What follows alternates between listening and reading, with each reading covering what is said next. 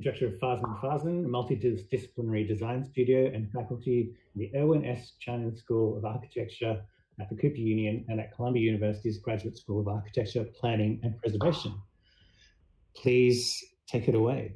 Hi everyone, nice to see you all. Thank you so much for organizing this. It's been really exciting to see all the talks over the last couple of days. So I'm an architect, and I'm just going to present some work we've been doing recently at the Cooper Union that's interested in real-time environments. And so my practice and academic research examine how new media and the technological ideologies of architecture and city. And so through my practice and through my teaching, I'm interested in an applied research methodology where you're able to actively theorize the implications of technology through critical form making.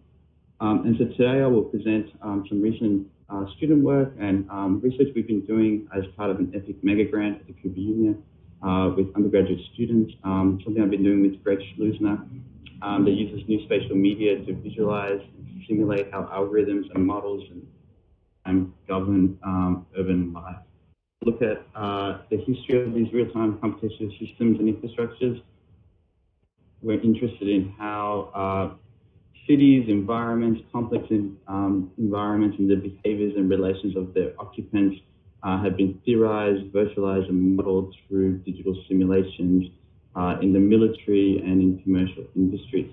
But I want to start here with this diptych and with these two recent forms of media. They both show the movement of bodies.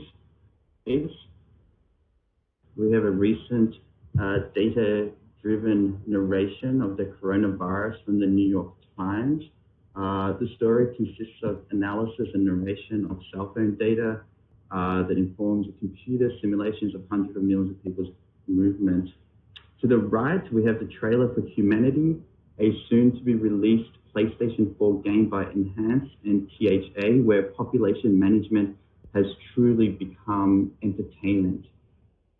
Two media because they demonstrate two historically distinct techniques for modeling and simulating population behavior, one driven by statistical information and the other by theories of human behavior.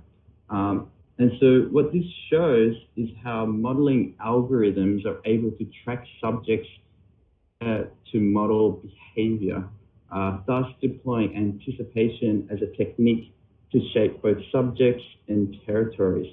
And this anticipatory logic is what I'm examining in my current work. And so Realtime is a pedagogical project I've been conducting at the Cooper Union with Greg Schlusner, who's Director of Innovation at HOK, a sort of multinational planning and architecture company, and student researchers at the Cooper Union. It's been 1 year work we've been doing using the Unreal Gaming Engine, supported by EPIC Mega Grant. I think we'll, this in the sort of genre of cancelled events, this was the exhibition and symposium that we were going to hold on it that got postponed. And the 1 year research was, when we started to work on this, and the exhibition that we were designing that looks like this, that I'll kind of talk about it a little bit later, that is a sort of a way to allow people to experience the research. As we started to work on the project and we were working with this EPIC Mega Grant, we were kind of interested in this buzzword real time and how EPIC's using this paradigm. Oh, sorry, I'm trying to scroll through my notes and through my presentation at the same time. The term is kind of currently an industry buzzword. When EPIC's using it, they're thinking about it in terms of real-time visualization. Within my industry, architecture, it's been marketed as a way to, get practitioners from the tyranny of offline rendering, having to wait all night for the spiraling sort of V-Ray bucket, and somehow, this paradigm of visualization is going to go the same way that the scanline renderer has gone. But this term real-time and the sort of idea of real-time computation, as many of us know, has a military history. And so the first kind of instance that where real-time competition started to be is for the semi-automated ground environment, which was a large system of computers and associated networking equipment that coordinated data from many radar sites across North America and processed it to produce a single unified image of the airspace over that area. And so this is a sort of a technology that's coming out of Cold War sort of politics in 1958. And as we started to work on our project, interested in how Epic's real-time platform is shaped by this example and the formations of real-time electronic computation through Cold War demands for centralized command and control over vast territories in a modular, flexible, and efficient manner. And so for our project, we also wanted to ask, what does it mean that our profession, our tools, our design tools, and the metrics for our productivity is shaped by this Cold War logic? Here you can see some of the operators who are kind of receiving this real-time information. We were also interested in this, in other sort of global media events, I guess, and we're interested in, where digital media experiences and virtual simulation confront the economies of liveness. And I think, many of us are kind of fascinated by these types of events and even more so now. And we're also interested in how our profession is kind of adopting WYSIWYG urban design planning tools from gaming engine I guess kind of modeling techniques where the level of detail and vast world creation is now coming into sort of the domain of the way our cities are designed. And so between all of these things, our projects try to kind of develop a sort of research around what we thought were kind of like the two most compelling ideas that kind of came out of this. One was looking at sort of agent-based modeling. Human behavior is being described and simulated, and to also then think about those simulation infrastructures where, what is the actual physical sort of manifestations of a vast virtual simulation, vast virtual simulations that are happening all around us. And so we're interested in agent-based modeling because it's the way people who are shaping the future of cities are imagining the possibilities. Uber uses agent-based modeling to think through, supply, demand, and customer-driver sort of relations. Many different kind of planners and architects and organizations are using agent modeling to think about occupancy, how to optimize occupancy behavior within interiors and for all sorts of reasons. Agent-based modeling is being used for economic policy modeling to think about how the decisions of populations are kind of come into it.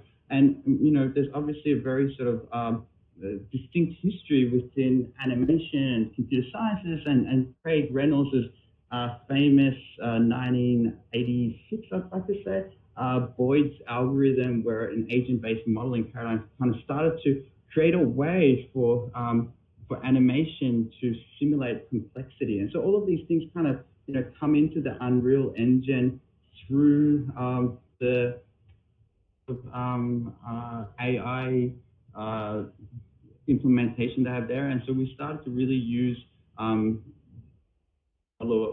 behavior and crowds within our projects. And so I'm going to kind of, talk about that a little bit. And so when we sort of return to, this humanity trailer, we now understand that what we're actually seeing here, a vast population that's been driven by a decision-making tree. And so agent modeling also has a historical connection to military use, and it's using digital simulation to model friendly and enemy and artificial participants. Most famously, it's sort of, SimNet, a project from the 1980s, a DARPA-funded military initiative where simulation models, it was kind of conceived as this vast distributed sort of educational simulation where different enemy combatants could all participate in a scenario that would allow the armed forces to prepare themselves for possible military kind of engagement. And so the actual network infrastructure that was developed for SimNet and what they were calling distributed interactive simulations is what we actually now understand as massive multiplayer online gaming. And so this is Lieutenant Jack Thorpe, who invented this, and all sorts of different simulated networks. And so this is a sort of technology and capabilities that they had in sort of like late 1980s to early 1990s, and quickly. And so if you kind of think back to some of those computer games you've played, this is predating Doom 1. And so, like incredible sort of advanced technological capacities back then.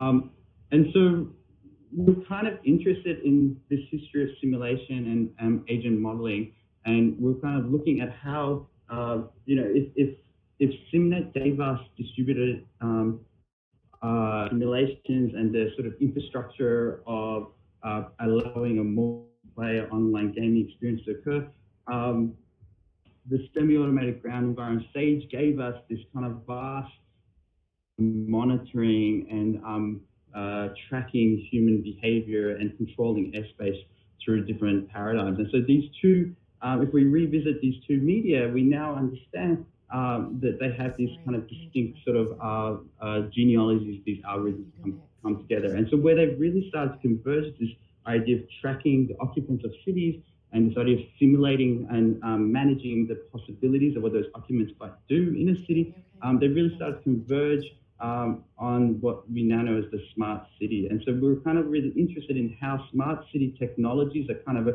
corporatization of the city, turning the city into a kind of product for technological management, is starting to use ideas around simulation, ideas around tracking and sort of creating virtual twin models of cities that are really bringing in all sorts of real-time data into them. And so our project, just to kind of conclude and show you just like little bits of it, is we were kind of interested in how we could take these algorithms, these platforms, these kind of simulations of narratives and possibilities of what cities are. And this is like, these are vast sort of populations, agent-based populations, synthetic populations, and a sort of a Google offshoot is obviously participating in this in some way, and where their data is coming is kind of a little bit nebulous. And so for us, in our project, in our exhibition, we developed the real-time sort of system itself. The exhibition has these 4 scenarios that have come out of 4 sort of algorithmic narratives that are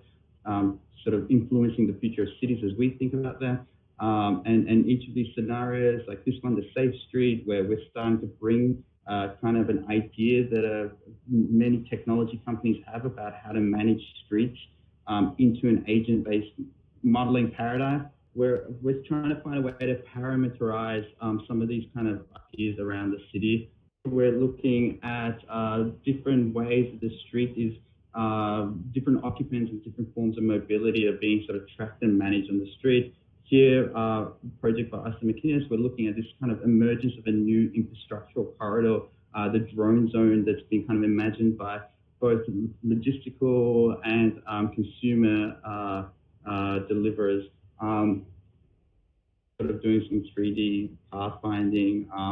And I was kind of finished with this project. And so in the domestic optimizer, we're really interested in how technologies like the Amazon's Alexa or Samsung's kind of like friendly robot are starting to find ways where command and control and rhetorics that have been developed for the street, for the military, have entered into the home and have been packaged as kind of amenities, as a way to start to, optimize your lifestyle and your kind of, I don't know, like the way you take your domesticity to a new realm. And so, I know this was kind of like a fast presentation, but I was hoping to show how, we're interested in using the very techniques and technologies that have these militaristic histories and have now come into kind of a commercial domain to think about how the future of cities are being simulated and visualized.